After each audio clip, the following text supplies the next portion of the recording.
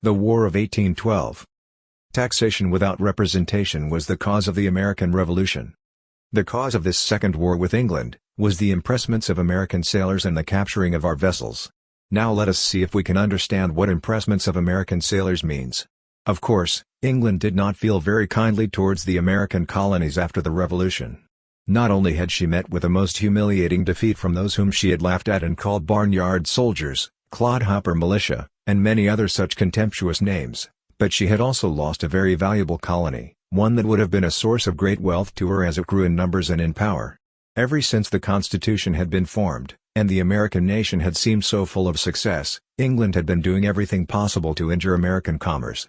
England had for a long, long time called herself the mistress of the sea, and had prided herself on having the finest navy in the world. The United States, dreading to go to war again, had borne many an insult both from England and from France. But when the English began impressing our sailors, that was a little more than we could endure. It had long been the custom in England to fill up their ships' crews by impressment, as they called it.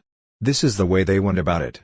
When they could not find enough men who were willing to become sailors, a party of rough men, called the press gang, would go upon land, look about for hardy, strong-looking young men, and, when they had found one who seemed likely to make a good sailor, would seize upon him, bind him, and carry him off to a ship. Sometimes they did not seize upon these men, but would invite one to drink with them, and then when they had made him drunk, would carry him off to their vessel, throw him into the hold and leave him there until he became sober. Many a poor lad has awakened from his stupor to find himself on shipboard, away from home and friends, bound on a voyage which was, perhaps, to last for years. If he refused to work, he was whipped until he cried for mercy. The press gang was indeed the terror of all Europe. You see now what impressment of sailors means, just simply this, stealing them and forcing them to become sailors on English ships.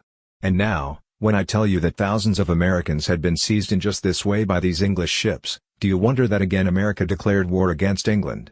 It was just at the close of Jefferson's administration that an event occurred that aroused the Americans to act at once. As the Chesapeake, one of our vessels, was crossing the ocean, it was ordered by the Leopard, an English vessel, to stop. "I order you to stand and be searched," said the English officer. "What do you expect to find?" asked Captain Barron. "I search for English sailors," was the reply. "We have no English sailors on board, and we shall not stop," answered our captain. "You are all Englishmen, and in the name of the English government, I demand that you be searched." Immediately the English ship fired upon the Chesapeake, killing and wounding several of the crew. 3 sailors were taken from the vessel and forced to serve as slaves. Such outrages as this were enough to stir the anger of any nation, and if ever war was right, it was right in such a time as this. Thus matters stood, when, in June, 1812, Congress declared war with England. Great was the joy in the hearts of these impressed sailors on the English ships.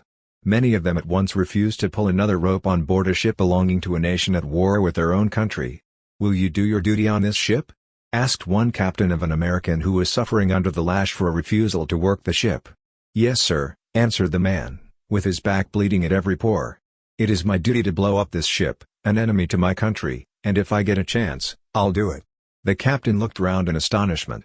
"I think this man must be an American," he said. "No English sailor would talk like that. He is probably crazy, and you may untie him and let him go." Over 2,500 Americans who had been impressed and who thus refused to serve, were sent to prison in England, where they were kept in the most wretched imprisonment until the war closed. Many of the men were flogged, some of them till they dropped dead, but they showed the same brave spirit that they had shown years before in the Revolution.